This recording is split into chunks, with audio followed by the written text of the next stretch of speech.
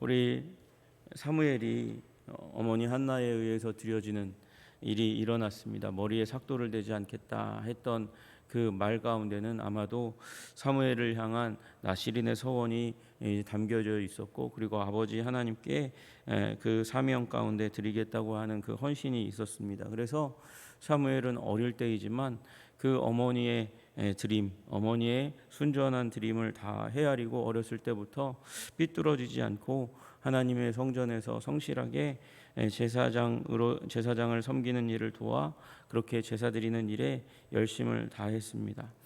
그러나 하나님께서 선택한 엘리 가문, 아론의 반차를 쫓아서 제사장 역할을 이제 실로 이 성소에서 행하던 그 엘리의 아들들 홈리와 비느하스는 부패하고 썩었습니다. 그래서 자기 마음대로 자기 뜻대로 재물을 취하고자 하는 그 욕망으로 불타올랐고, 그리고 더 나아가서 회막문에서 섬기는 여인들과 동침하는 일들로 말미암아서 하나님께 버림을 받게 되었고, 그 과정 가운데 아버지 엘리의 이 훈계를 들었음에도 불구하고 그들은 고칠 마음이 전혀 없었습니다. 그러나 잘 아시다시피 사무엘은 그렇지 않았습니다.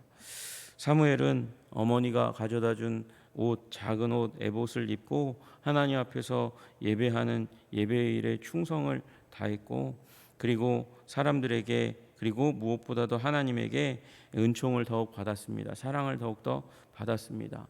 이제 하나님께서 때가 되어서 이제 27절에 말씀하시는 대로 하나님의 사람을 엘리에게 보내십니다. 그리고 말씀하십니다.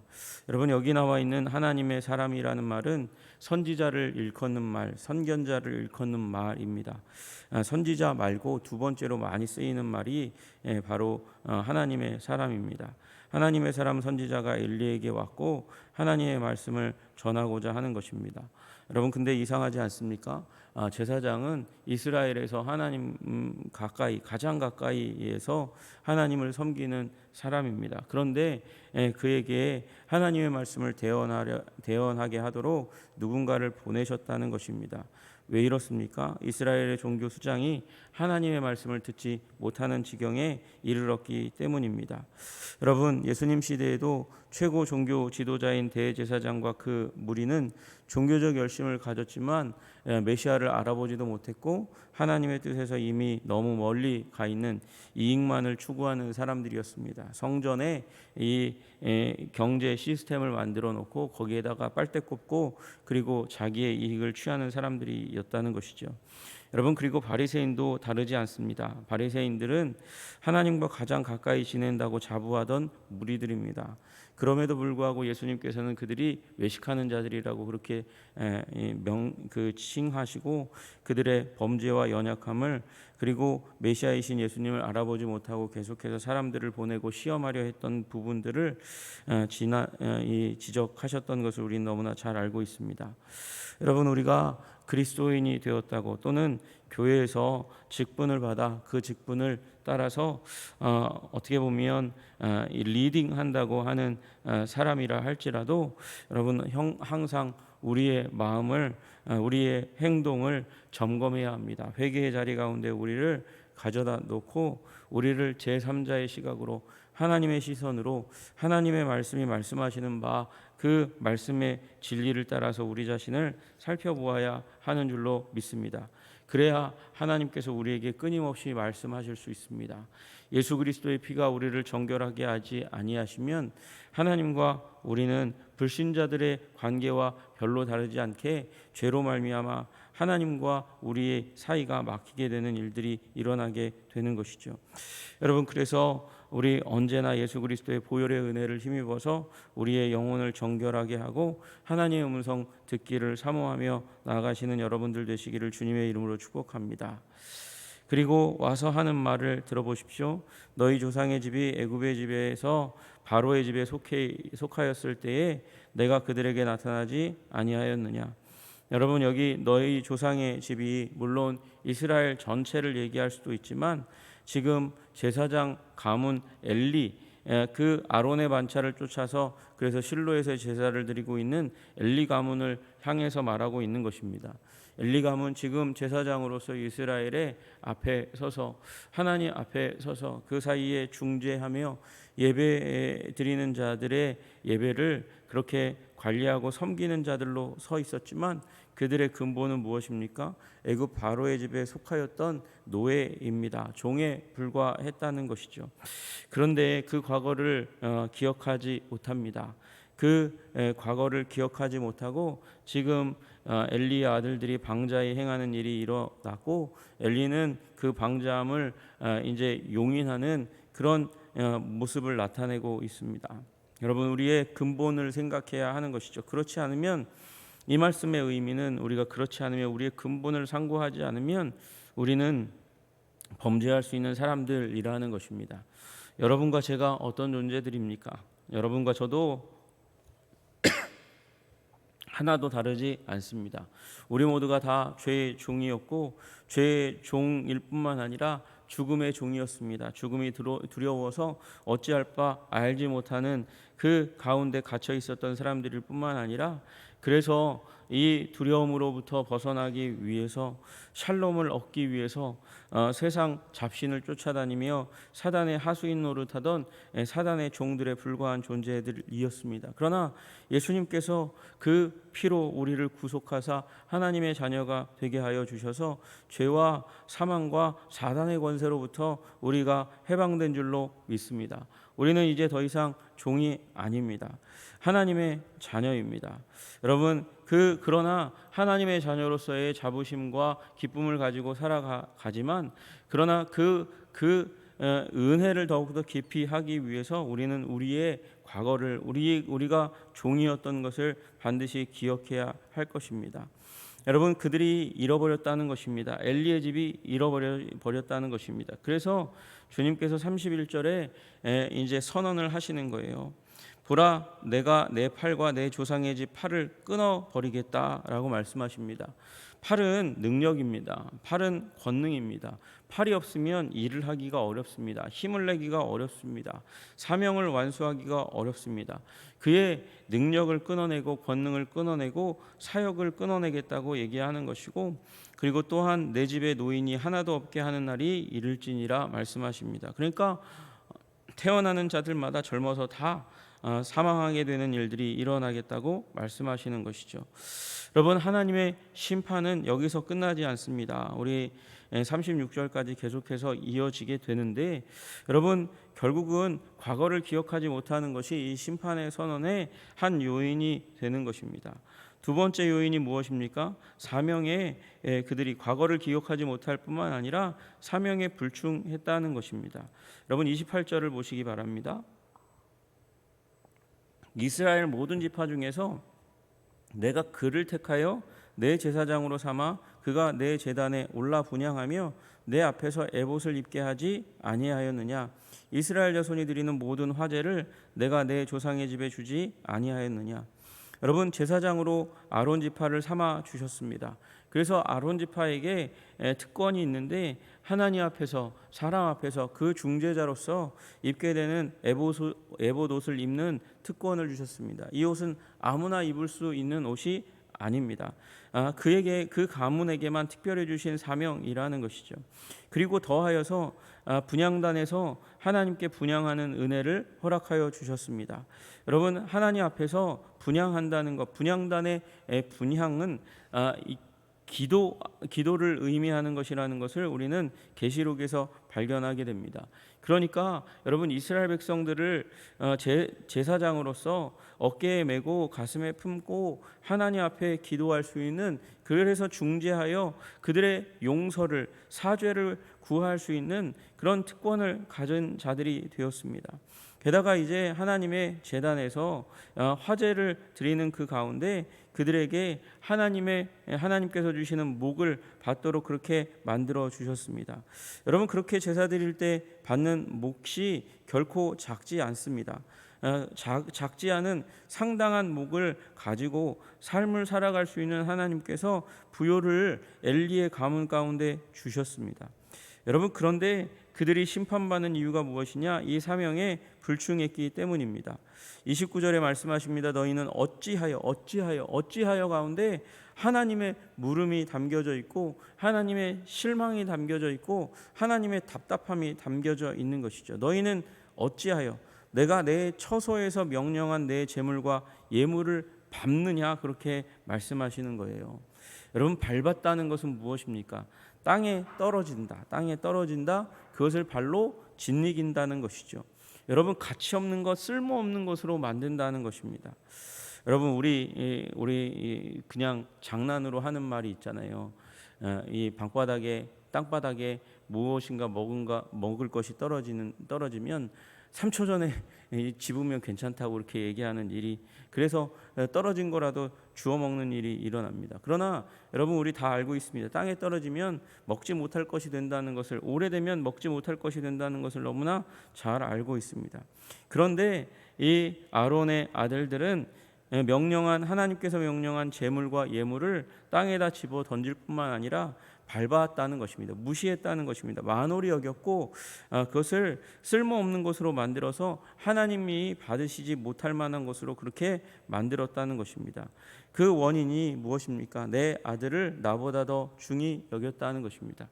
아들들, 제사장으로 섬기고 있는 그 아들들을 하나님보다 더 중하게 여겨서 그들에게 잘못이 있는데도 불구하고 지적하지 않고 가르치지 않고 훈계하지 않고, 그리고 다른 아들들도 있거든요. 제사장 역할을 감당할 수 있는 다른 아들들도 충분히 있으니까 아들들을 지금 하나님의 예배처소 실로 성소를 무시하고 더럽히고 있는 아들들을 해임시키는 절차에 들어갔어야, 그래야 엘리의 아들들 홈니와 비느하스를 살릴 수 있었던 것입니다.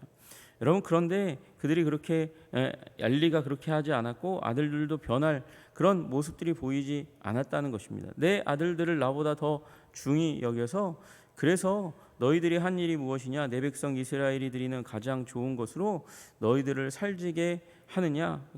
가장 좋은 것, 그 가장 좋은 것이 무엇이냐? 가장 좋은 것은 기름입니다. 기름. 여러분, 이제 제물의 기름을 먼저 불에 살라서 하나님께 드립니다. 기름은 먹지 말라고 말씀하셨어요. 기름은 하나님의 것이라고 말씀하셨어요. 여러분, 그런데 기름이 있는 것, 마블링이 들어간 것, 그것을 취하려고 드리기 전에 사완을 시켜서 가능하면 그 제사 드리는 사람과 싸워서라도 제사 드리기 전에 제물의 일부를 취하여 가져오라고 얘기하면서 하나님께 받으시지 못할 예배가, 제사가 제물이 되도록 만드는 일을 홈리와 비느하스가 하였고, 그 일에 대해서 엘리는 방관하였다는 것입니다. 방조했다는 것입니다. 그래서 하나님의 저울에 달아보니까 이들이 다 함량 미달인 것이죠. 함량 미달이니 주님께서 이제 이 엘리 가문의 제사장직을 폐하시겠다고 말씀하시는 것이에요. 물론 당장은 아닙니다. 물론 당장은 아니에요.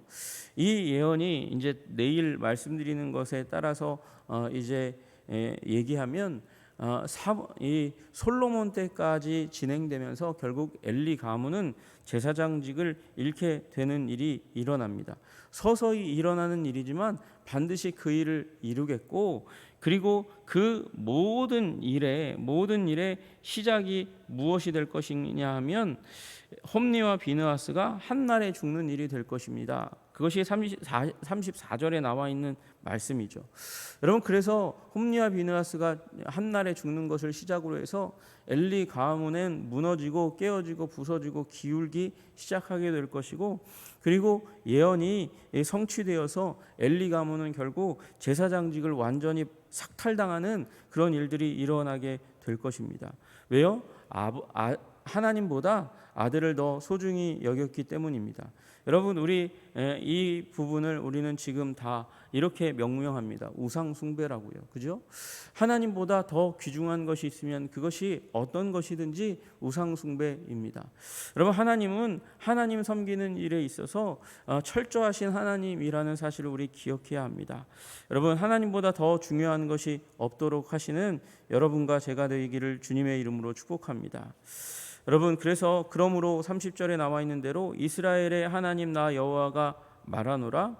내가 전에 내 집과 내 조상의 집이 내 앞에서 영원히 행하리라 하였으나, 여러분 하나님께서 영원히 행하리라 그렇게 얘기하시는 말씀을 하셨다는 거예요.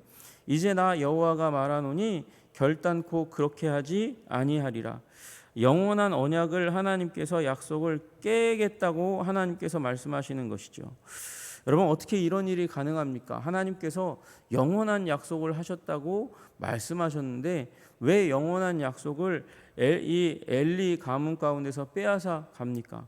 여러분 사실은 첫째는요, 영원한 언약이라 할지라도 그것이 인간의 이 하나님을 원인으로 해서는 무효 사건이 일어나지 않는다는 것을 의미합니다. 하나님께서 약속하셨다, 영영한 약속이다 말씀하시면 하나님을 원인으로 해서는 그 약속을 변개하시지 않으시는 것이죠. 그러나 인간을 원인으로 해서는 가능한 것입니다. 그의 불성실과 죄악으로 하나님과의 관계를 깨뜨리면 그가 어찌 하나님과 사람 사이에서 제사장직을 감당할 수 있겠습니까? 그래서 원인 무효가 일어나는 것이죠. 그렇다 해도 엘리의 가문을 멸망시키고 그리고 그 가문에서 제사장직을 뺏어온다 할지라도 그럼에도 불구하고 우리가 기억해야 될 사실은 하나님께서 그 시작인 이 제사장 가문에게 주셨던 그 언약은 깨진 것이 아니라는 것입니다. 여러분 이들 말고도 하나님께서 제사장으로 사용하실 이 아론의 가문의 남은 자들이 있는 거죠. 여러분 그래서 아론 가문에 주신 것이지 엘리 가문에 주신 것이 아니기 때문에 엘리 가문을 향한 하나님의 약속은 여전히 유효한 것입니다. 그러나 왜 하나님께서 여기 내 앞에서 영원히 행하리라 하셨던 말씀을 여기 강조하시면서 결코 그렇게 하지 아니하리라 하실까요? 여러분 우리 내일 보게 될 말씀이지만 35절의 말씀 가운데서 이제 아론 제사장직도 결국은 어느 순간 끝이 오게 되고 그리고 하나님께서 새롭게 일으키실 제사장 가문에 대해서 말씀하시는 거예요. 여러분 그리고 그 기초에 하나님의 진리가 담겨져 있습니다. 나를 존중히 여기는 자를 내가 존중히 여기고 나를 멸시하는 자를 내가 경멸하리라 말씀하시고 그 말씀에 의지해서 하나님은 이 아론 가문을 폐하십니다. 아론 가문을 폐하시고 경멸하시고 이 멸시하는 이 가문을 경멸하시고 멸하는 일이 일어나게 된다는 것이죠.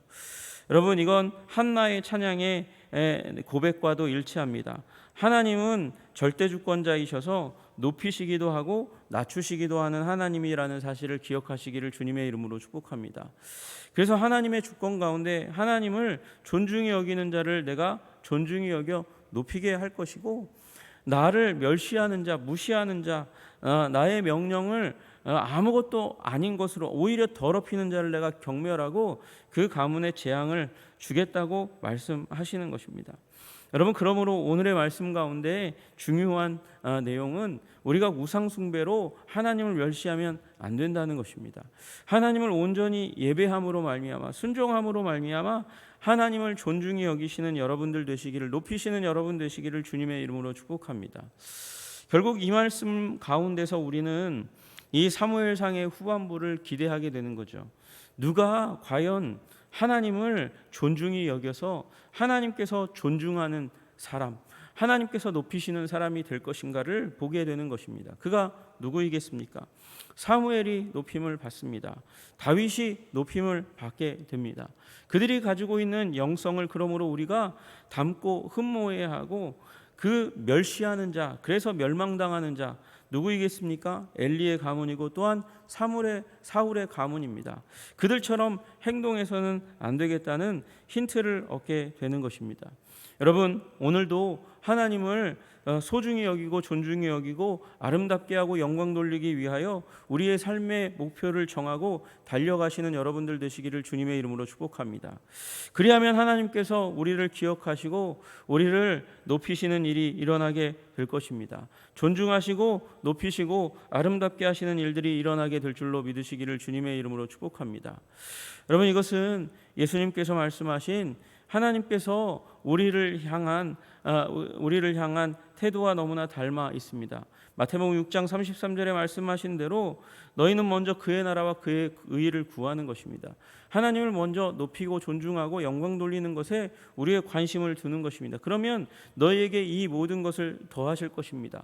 우리 삶에 필요한 것을 주님께서 채우시고 필요하면 우리를 높이시고 하나님의 영광을 드러내는 도구로 우리를 사용하실 줄로 믿습니다.